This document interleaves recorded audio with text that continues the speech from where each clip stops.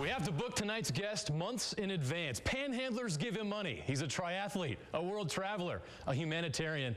You know him as the Jazz beat writer for the Deseret News, Jody Genessy. Jody, thanks for coming in. Did I miss anything in the intro? No, a buffet connoisseur. Okay, I'll add that in next time. We've reached the half point of the season. Your thoughts on the first half of the season. I'll start with, who is the MVP of this team so far at the midway point? Well, that's a good question. I think it boils down to two guys that are candidates. Derrick Favors, I think, has been a steady force down low for the Jazz all season. But if you're going to nail me down to one guy, it's got to be Gordon Hayward. Leading scorer, second leading assist man. His shooting's been a little bit suspect this season, but he's been the glue for this team. He just does so many different things, away from the ball, with the ball. He had more responsibilities than anybody on the team. The Jazz asked more of him than anybody, and I think he's really delivered for the most part. And that 37-point game shows what he can do. If he just had the more consistency, I think this team would really see an improvement. Boy, and if he had 37-point games, they would have more than 15 wins right now. Then he'd be a superstar. Who's the most improved player on this team? I think Derrick Favors. Alec Burks has really come along. I think he's shown more consistency, but nobody has made the leap that Derrick Favors has.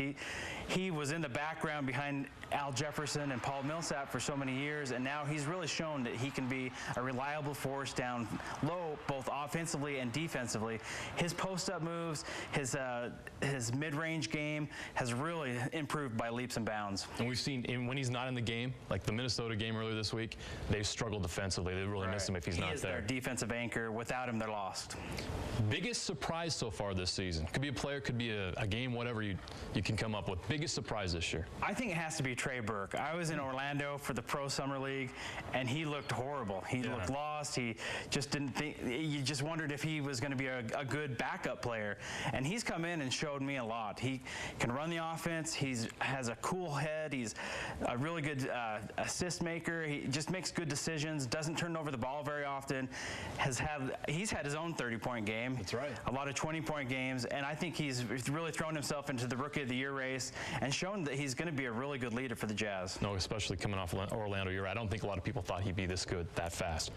A lot of fans talking about this topic. Can Enes Kanter and Derrick Favors play together? That was supposed to be the front court of the future, Enes and Derrick, and they started off the season and just didn't mesh at all. And in fact, Ty took Kanter out of the starting lineup because Favors played better with Marvin Williams. They're starting to get together, they're starting to mesh a little bit better, but they still aren't there yet. So, I looked up, I've got stats here, Jeremiah. Stats. In 429 minutes together, they're outscored by an average of 16.3 points per 48. And you just aren't going to win very many games at that pace. But they are trending well. They're playing together better. And I think with more experience, they'll come together more, especially as Enes has improved and they feel more comfortable. But right now, that's such a big question mark in the future. Will Gordon Hayward be in a Jazz uniform next year? I know that's a question, but I think it's a no-brainer. He has to be. I think he will be. The two sides weren't that far apart when negotiations ended at the end of October. I think they just wanted to see how the season progressed. There have been some times where the Jazz looked foolish for not signing him, and sometimes where Hayward, you wondered if he was going to get re-signed by the Jazz. But I think he's such a valuable player in so many different ways. I can't imagine that they'll let him slip away. Finally, Jerry Sloan's big party on Friday.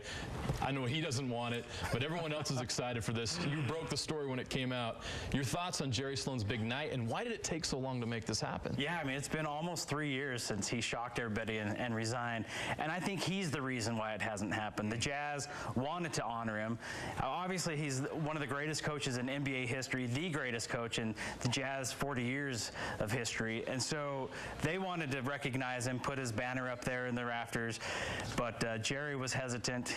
Hey, he still thought that he was going to be a coach in the league just a year ago, and so I think he thought that would be awkward. He finally agreed, okay, let's do it.